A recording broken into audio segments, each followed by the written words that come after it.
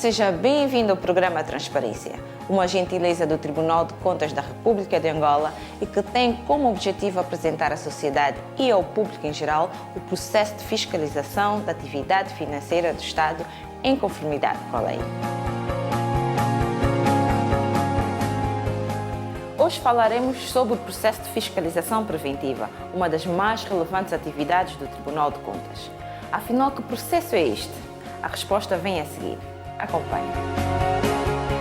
O processo de fiscalização preventiva representa uma das atribuições mandatórias do Tribunal de Contas da República de Angola e tem por finalidade verificar se os atos, contratos ou outros instrumentos geradores de despesa estão conforme as leis em vigor e se os respectivos encargos têm previsão orçamentária própria. A fiscalização preventiva ou controle financeiro prévio é exercida através do visto ou da sua recusa, sendo que nenhum ato ou contrato sujeito a ela pode produzir efeitos ao ser executado sem que tenha sido visado pelo Tribunal de Contas. No entanto, a fiscalização preventiva é aplicável aos contratos de qualquer natureza cujos valores sejam iguais ou superiores ao previsto na Lei do Orçamento Geral do Estado, quando celebrados por entidades sujeitas à jurisdição do Tribunal de Contas. Aplica-se ainda aos instrumentos da dívida pública fundada e os contratos e outros instrumentos de que resulte o aumento da dívida pública das entidades sujeitas à jurisdição do Tribunal. Igualmente, aplicam-se aos contratos de arrendamento cujo valor anual transcenda o equivalente a $500 mil norte-americanos. Todas as entidades, quer públicas, quer privadas, devem cooperar com o Tribunal de Contas no âmbito do exercício da sua atividade. Poder-se-á perguntar, mas se as entidades privadas não estão sujeitas à jurisdição do Tribunal de Contas, por que impende sobre elas o dever de cooperação com o Tribunal de Contas no exercício da sua função? Ora, isto é facilmente compreensível se a gente recorrer a um exemplo. Imaginemos que o Tribunal de Contas, no âmbito da fiscalização sucessiva, decide realizar uma auditoria junto de uma entidade pública e compulsada e analisada a documentação fornecida no âmbito desta atividade de auditoria, a entidade pública apresenta uma fatura que comprovam a aquisição de um bem ou de um serviço. E sobre esta mesma fatura, os técnicos do Tribunal de Contas levantam alguma suspeição sobre a veracidade da mesma. Os técnicos do Tribunal de Contas devem, junto da entidade privada, a empresa que emitiu aquela fatura, pedir esclarecimentos se aquela fatura é verdadeira ou não. E, neste sentido, a entidade privada que emitiu aquela fatura deve prestar os esclarecimentos aos técnicos do Tribunal de Contas e declarando que aquela fatura está sendo uma fatura falsa ou verdadeira. Então, está aqui um exemplo concreto do momento em que as entidades privadas participam no cumprimento do dever de cooperação no exercício da atividade do Tribunal de Contas. Ora, isto refere-se ao dever geral de cooperação. Relativamente ao dever especial de cooperação, por um lado temos, em termos gerais, as entidades que cooperam com o Tribunal, mas há outras entidades, aqui chamamos de entidades de controle interno, que são as entidades de fiscalização da atividade financeira do Estado junto da própria administração pública. Vamos dar o exemplo, a Direção Nacional de Finanças Públicas. É um dos órgãos de controle interno. Esse órgão está diretamente relacionado e em termos quase que idêntica à natureza da atividade, só que aqui o Tribunal é um órgão de controle externo e a Direção Nacional de Finanças Públicas é um órgão de controle interno, mas exercem atividades com idêntica natureza. Neste sentido, deve haver um intercâmbio no sentido de definição, de avaliação, da adoção de métodos de cooperação para que tanto a atividade de um como do outro decorram sem sobressaltos. Em que sentido ou em que momento se concretiza este dever de cooperação da Direção Nacional de Finanças relativamente ao Tribunal de Contas?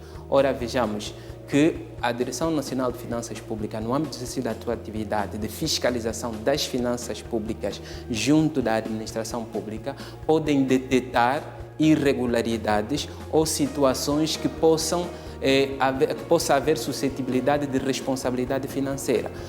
A Direção Nacional de Finanças não é um órgão que julga as contas. O órgão competente que exerce o poder exclusivo jurisdicional sobre o julgamento das contas públicas é o Tribunal de Contas. Quando este órgão de controle interno, no âmbito da sua atividade, detecta situações suscetíveis de responsabilidade financeira, deve comunicar, remetendo os relatórios relativos àquela atividade ao Tribunal de Contas e este, por sua vez, fazer a análise desta documentação e dar seguimento até a concretização da veracidade ou não daquilo que foi levantado no âmbito da fiscalização da atividade financeira. Por outro lado, estão isentos da fiscalização preventiva, dentre muitas situações, os atos de nomeação emanados pelo Presidente da República, os atos de nomeação do pessoal afeto aos gabinetes dos titulares dos órgãos de soberania, os diplomas relativos a cargos coletivos, os contratos de financiamento externo do Estado, no âmbito dos projetos de investimentos públicos e os contratos de fornecimento de água, gás e eletricidade celebrados com empresas de limpeza, segurança e instalação e assistência técnica. Como vimos, este processo é de relevada importância e a sua natureza mandatória aplica-se aos contratos cujo valor ultrapassa os limites previstos na Lei do Orçamento Geral do Estado, o que significa que estes contratos devem ser alvo de uma fiscalização preventiva e não podem ser executados antes da concessão do visto passado pelo Tribunal de Contas. No decurso deste ano e no âmbito do controle financeiro prévio, o Tribunal de Contas analisou vários processos, sendo os seguintes aqueles que mereceram maior destaque. Acompanhe. No primeiro trimestre de 2017, o Tribunal de Contas visou os contratos de empreitadas públicas de estudo e reabilitação do eixo estruturante da Estrada Nacional 230, abrangendo o troço Viana-Novo Aeroporto Internacional de Luanda-Catete, incluindo a macrodrenagem localizado na província de Luanda. De referir que o referido contrato tem uma duração prevista de 9 meses e está avaliado em 287.666.000 dólares. Ainda para o mesmo período, o governo da província de Lunda Sul submeteu ao Tribunal de Contas, para efeitos de fiscalização preventiva ou controle financeiro prévio, 400 processos de candidatos admitidos no setor da educação.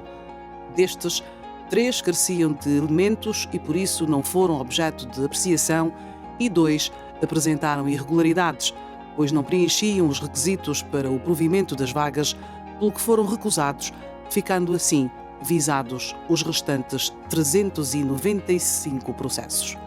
Com a aprovação do projeto de reabilitação da Estrada Nacional 230, aqui representada pelo troço Viana-Catete, a circulação de pessoas e bens para o novo aeroporto ficará mais facilitada. Com isto, pretende-se reduzir o trânsito e escoar com maior fluidez produtos que venham de outras regiões para Luanda e vice-versa.